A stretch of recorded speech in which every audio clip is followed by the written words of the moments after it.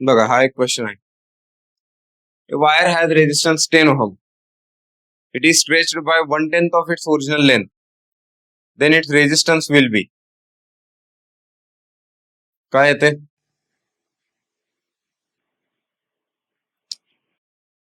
हा question proper सोडवा बरोबर रेग्युलर मेथडनी. शॉर्टकट नंतर सांगतो.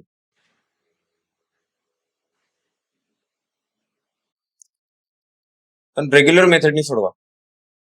कसं सोडवणार?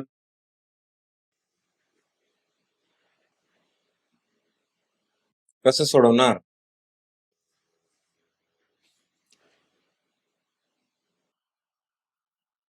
It is stretched of 1/10 of original length असं म्हणले. Stretched by.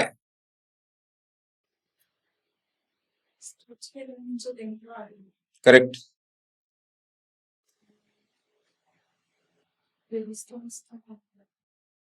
रेजिस्टर बरोबर. हा ते कसं सॉल्व्ह करायचं? कसा सॉल्व्ह करायचं? एमपीएससी डिस्क्रिप्टिव्ह झाले आता. एमपीएससी ला असा प्रश्न आला मेन्सला सोडवायला सांगितलं. कसं सोडवणार?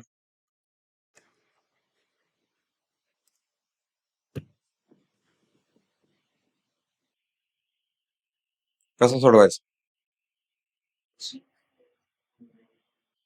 पुढं.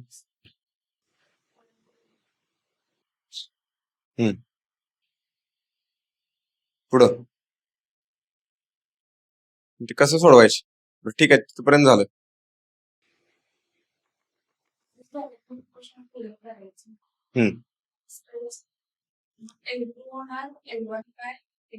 बर. मग एरियाचा रेशो कसा काढायचा? एरिया राहिला ना त्यात. लेंथ वाढली तर क्रॉस सेक्शन एरिया काय होतं? किती पटीने कमी होणार? कसा कमी होणार? त्यासाठी काय पाहिजे? अजून एक कन्सेप्ट आहे त्याच्यात. बरं ठीक आहे लक्ष द्या. असं करू नका असं करू नका. सोपे क्वेश्चन आहेत एकदम. सोपे क्वेश्चन आहेत. ठीक आहे बरं लक्ष द्या. हे बघा हा कंडक्टर आहे सपोज. झूम करून दाखवलाय मोठा. ठीक आहे एवढा मोठा नसतो कंडक्टर. याची लेंथ 100 सेंटीमीटर आहे. काय म्हटलंय? 1/10 ऑफ ओरिजिनल लेंथ स्ट्रेच केलाय म्हणजे किती झाली नवीन लेंथ? किती झाली? 1/10 of it stretched by 1/10 of its original length म्हणजे न्यू लेंथ किती झाली? तीच किती झाली? Stretched by 1/10. याच्या 1/10 म्हणजे 10. तेवढ्यानं वाढवल्या म्हणजे किती झाली?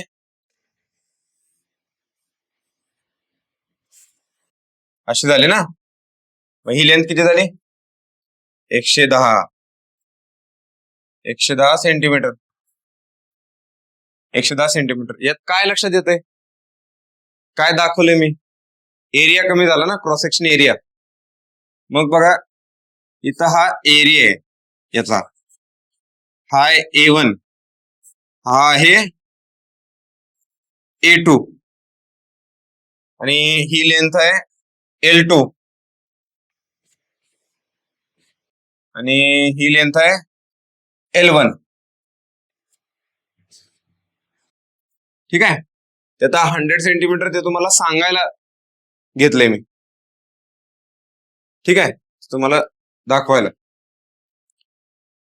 मग बघा कसं सोडवायचं. सगळ्यात पहिला आपल्याला हे माहित पाहिजे R is equal to rho L1 by A1. R1 is equal to rho L1 by A1. आता मटेरियल चेंज केलंय का त्याचं? त्या रेजिस्टन्सचं मटेरियल चेंज केलंय का? नाही. म्हणजे रो कॉन्स्टंट असणार. रेजिस्टिव्हिटी ऑफ मटेरियल मटेरियलवर डिपेंड असतं ते. रो कॉन्स्टंट म्हणजेच बघा काय मिळालं मला? तसं मी R2 काय लिहिणार? R2 is equal to rho L2 by A2. मग मी रेशो घेणार R2 by R1 is equal to L2 by L1 into A1 by A2. हे कळालं का? रेशो घेतला की L1 बाय L2 आला आणि A1 बाय A2 येणार, कारण डिनॉमिनेटरला आहे ना A1, ए डिनॉमिनेटरला आहे. हे कळालं का ही स्टेप?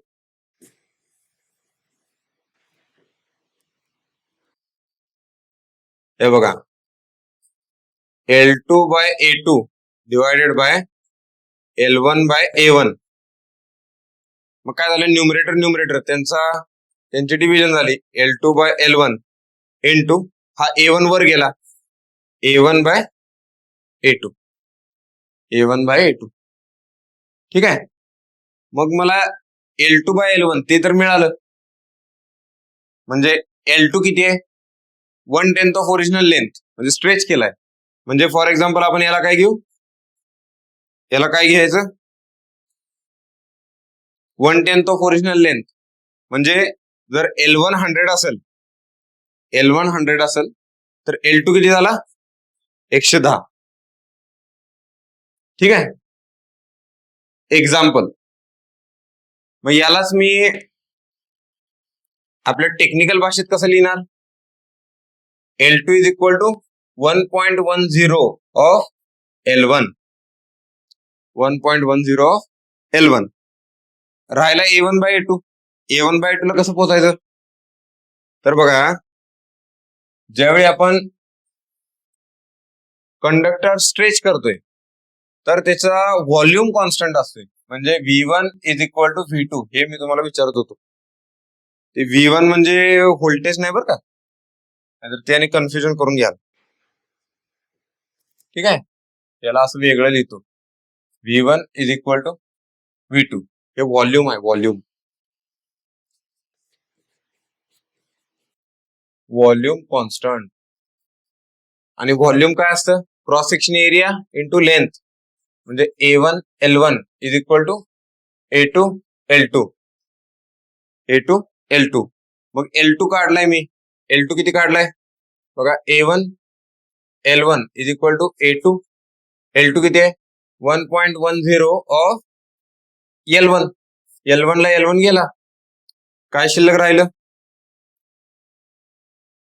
राहिलं, A1 is equal to 1.1 A2. A1 is equal to 1.1 A2. मग A1 बाय A2 1.1 आला ना याच्यावरनं, A1 by A2 is equal to 1.1. मग इथे टाकू काय 1.1. हा पण काय आला बघा, 1.1 इंटू 1.1 म्हणजेच काय आला, 1.1 स्क्वेअर. आणि इथं काय R2 बाय R1 म्हणजेच हा किती आला, 1.21. मग R2 is equal to 1.21 R1. काय येणार answer, then its resistance will be R1 दिलाय, त्यात काय दिले बघा, R1 दिलाय ना, हा रेशो मिळाला मला. R2 is equal to 1.21 R1. 1.21 into 10 that is equal to 12.1 ohm. 12.1 ohm. Answer मिळालं. पण पेपरला हे सोडवायचं का, हे अभ्यास करताना झालं, प्रॅक्टिस करताना अशी प्रॅक्टिस करायची. मग तुम्ही सोडवायला लागला तर तुम्हाला एक गोष्ट काय लक्षात येतं बघा, ज्यावेळी लेंथ वाढवतोय आपण, कंडक्टर स्ट्रेच केला, तर ज्या फॅक्टरनी स्ट्रेच केलाय त्या फॅक्टरचा स्क्वेअर येतो इथं, म्हणजे जर समजा आपण असं म्हणलं L2 by L1 is equal to A जर येत असेल या केसमध्ये, अशा टाईपच्या प्रॉब्लेम मध्ये, तर R2 is equal to A square R1 येते, A स्क्वेअर R1. हे लक्षात ठेवायचं. R2 is equal to A² R1 जर स्ट्रेच केला तर, आणि जर कॉम्प्रेस केला तर हा डिवाइड होणार. म्हणजे त्यावेळी तुम्हाला कळलं पाहिजे. हे बघा, रेजिस्टन्स जर स्ट्रेच केला, सॉरी कंडक्टर जर स्ट्रेच केला तर त्याचा रेजिस्टन्स वाढणार आहे. मग त्यावेळी तुम्हाला लक्षात यायला पाहिजे की A² न मल्टिप्लाय करायचा आहे. आणि कंडक्टर जर कॉम्प्रेस केला तर तुम्हाला लक्षात आलं पाहिजे काय, R2 is equal to R1 by A². If conductor compressed, आणि इथं काय, इफ कंडक्टर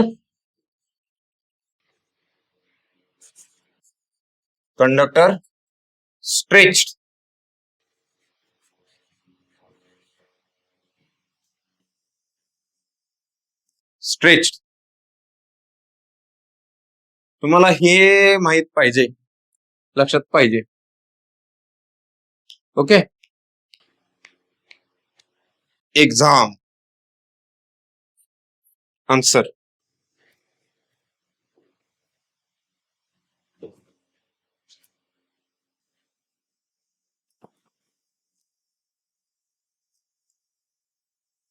ESCच्या पेपरची तयारी करायला लागलाय, इंजिनिअरिंग सर्व्हिसेस एक्झामिनेशन. तर असं डिस्क्रिप्टिव्ह लिहायला लागतंय प्रॉपर एकदम. आपण जसा कॉलेजमध्ये असताना पेपर सोडवतोय तसं लिहायला लागते. ठीक आहे.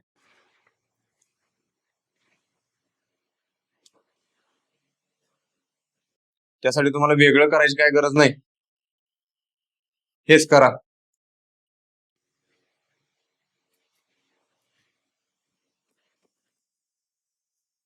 झालं, सेव्ह केलं का मी? परत बस.